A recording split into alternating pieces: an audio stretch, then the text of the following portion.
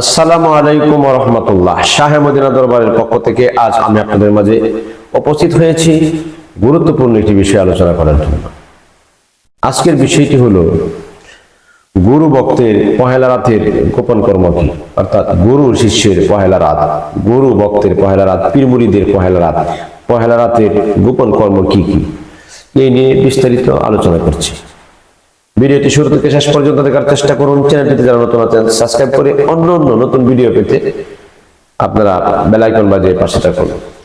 আসুন ওপেনলি খোলামেলা কথা বলি। আপনারা জানেন যে আমি খোলাসা কথা বলি, একদম ক্লিয়ার করে কথা বলার চেষ্টা করি। শাহে মদিনা দরবার শরীফ ইউটিউব চ্যানেল একটা আধ্যাত্মিক ও মারিফত জগতের চ্যানেল।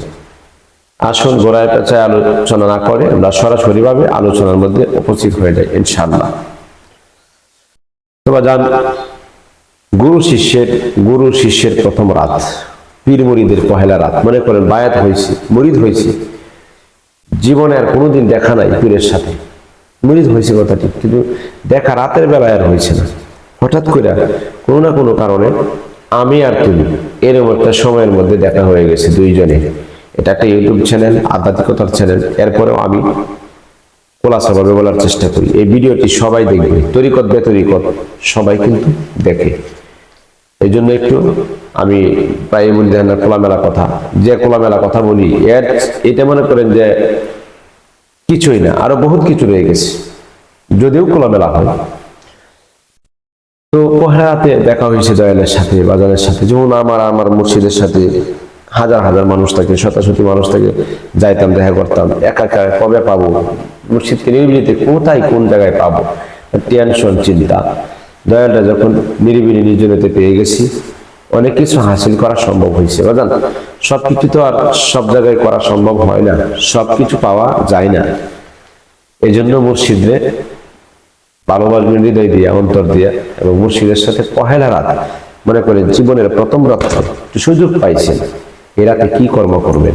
এক নাম্বার, প্রথম যে কর্মটা করবেন দয়ালের সেবা, মুর্শিদের সেবা করা শুরু করে দিবেন। বুঝেন আর না বুঝেন, মুর্শিদের সেবা কি খেদমত করতে পারবেন, সেবা করতে পারবেন দয়ালকে। এক নাম্বার, মুর্শিদকে সেবা করবেন, খেদমত করবেন। খেদমতে কোদা মিলে, ইবাদতে বেহেস মিলে। এই জন্য স্বয়ং আমার মুর্শিদ সামনে, আমি তো আল্লাহ রাসূলকে পাওয়ার জন্যই গেছি তার কাছে। কবে পাবো আল্লাহকে, কবে দেখবো? আমি মুর্শিদের দেখাই, আল্লাহ রাসূল দেখার সাথ দিতাম। এক নাম্বার সেবা করা, মুর্শিদের সেবা করবেন। দুই নাম্বার আনুগত্য। মুর্শিদের আনুগত্য মানে মুর্শিদে যা অর্ডার করে, মুর্শিদে যা বলে, যা হুকুম করে তা মেনে নিবেন মাথা পেতে। এরপরে তিন নাম্বার হচ্ছে মুর্শিদের চেহারার দিকে তাকায় ধ্যান করবেন। বাড়িতে আসলে, ঘরে আসলে, যে কোনো জায়গায় গেলে যাতে এই সূরাটা আপনি দেখতে পারেন। চার নাম্বার পবিত্রতা অর্জন করবেন। পবিত্রতা যদি অর্জন করতে পারে কামিয়াবি।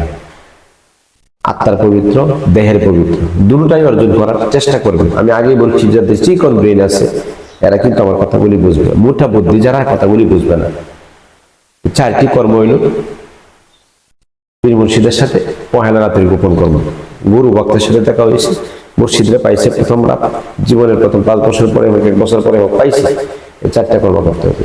আর যদি মনে করেন চারটি কর্ম না করা যায়, কোনো একটি তো করাই লাগবে। হয়তো খেদমত করবেন, হয়তো আনুগত্য করবেন, হয়তো ধ্যান করবেন, হয়তো পবিত্রতা অর্জন করবেন। সেই পবিত্রতা কি? মুর্শিদের মাথা থেকে নিয়ে পায়ের পাতা পর্যন্ত মুর্শিদের সমস্ত কিছু পবিত্র। এই পবিত্র আমি আমার আত্মার ভিতরে ঢুকাবো, আমি আমার দেহের ভিতরে ঢুকাবো। মুর্শিদের চাহনি, মুর্শিদের তাওয়াজ্জুহ, মুর্শিদের ফায়েজ, এই চারটি জিনিস যদি বাজান ঢুকানো যায়, তাহলে একটা মুরিদ আদনা থেকে বহু দূরে সে আগায় যেতে হবে। এই পাগলামি করলে হবে না। আদব নাই, বেআদব, মুর্শিদের কবর নাই, হঠাৎ করে একদিন পায়ে নিয়েছি, চাই যে আসমান আমি হাতে নিয়ে নেই, এরকম মুরিদ কিন্তু আছে প্রায় সব দরবারই কিন্তু আছে। কিন্তু এগুলি মুরিদ না, এগুলি পীর মুর্শিদের ডিস্টার্ব করে, এগুলি পীর মুর্শিদের কষ্ট দেয়। এই নাদান জানে না যে আমার দয়ালে কষ্ট পাইব, কারণ দয়াল নাদান তো কষ্ট কি জিনিস বোঝে না, তার ভিতরে দিলে নাই।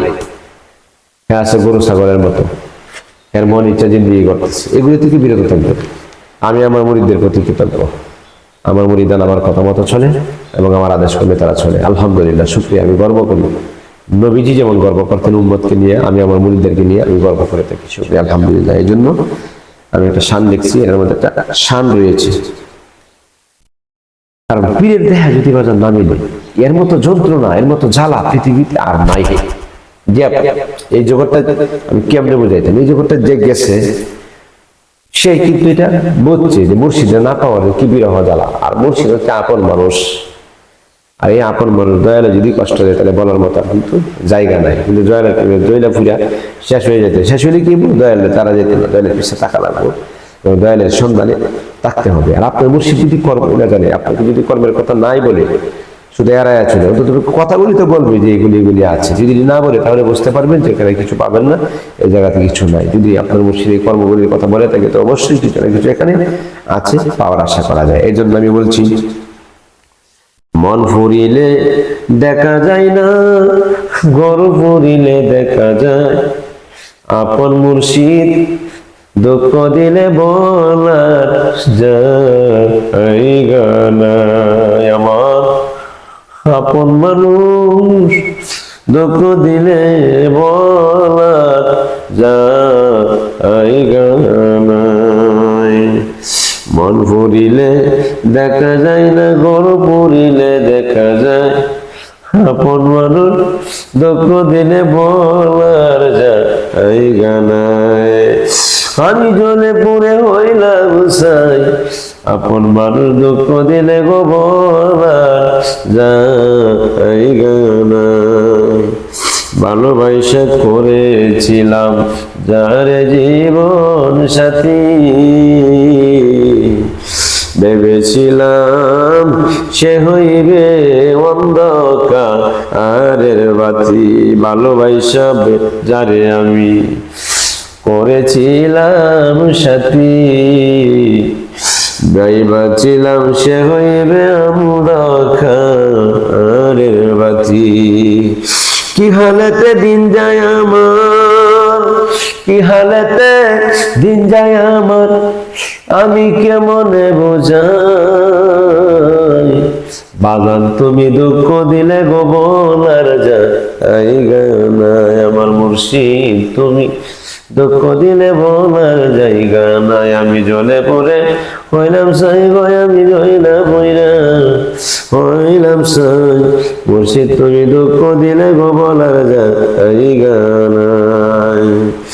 জানতাম যদি করবে এমন আমার পরাণ পাখি, ওই যে পরাণ পাখি মুর্শিদ, জানতাম যদি এমন করবে আমার পরাণ পাখি, দিনে রাতে জড়াইবে আমার দুটি আখি। এত কষ্ট নিয়াও আমার কেন টাকা হলো না, এত কষ্ট নিয়ে আমার বেঁচে টাকা হলো নাই।